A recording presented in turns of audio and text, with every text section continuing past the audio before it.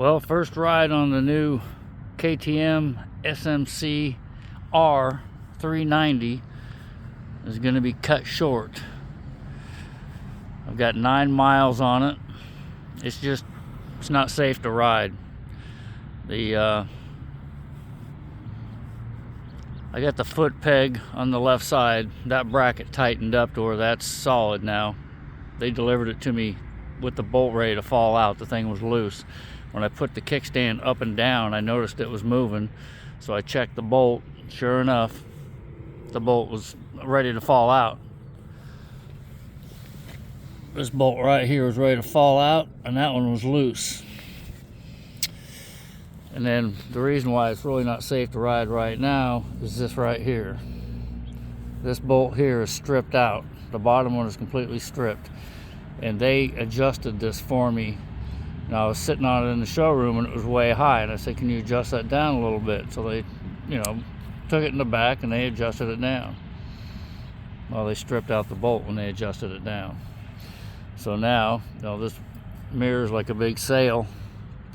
So even at 30 or 40 miles an hour, the wind hitting it, it rotates it up. So you got to ride with your hand on the clutch, holding it in place. I don't think it's going to fall off because that bolt's not stripped. But it's a pain in the ass. You got to sit there and hold it with your hands to ride it. As you can see, I've got 9 miles on it. It's February 28th. It's been so snowy and icy. They delivered it to me in January, and it's just been sitting in the garage because of all the bad weather and cold weather and snow and ice. So the first day I get an opportunity to ride it, all their shortcomings as a dealership have come to light. And it's Northern Kentucky, Indian, and KTM. I think in Polaris as well, even though Polaris is sold out. But everything they did was horrible.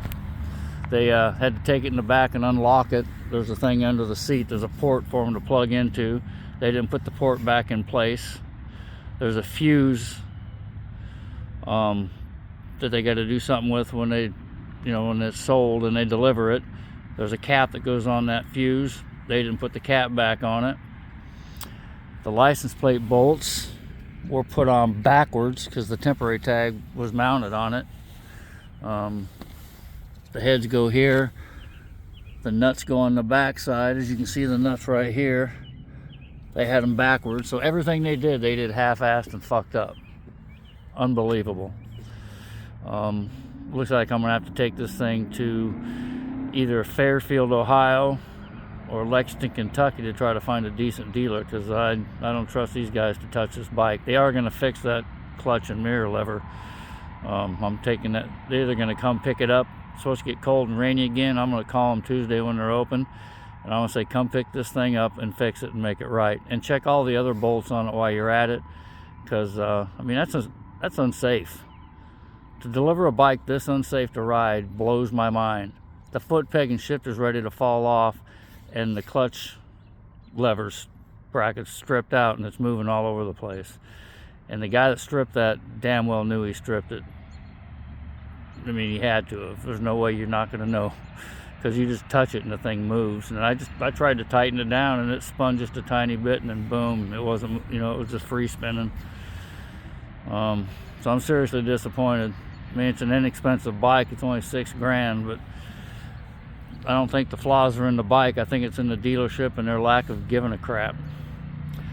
Well, I'll catch you guys on the next one. Hopefully the next video on this KTM 390 SMCR will be better.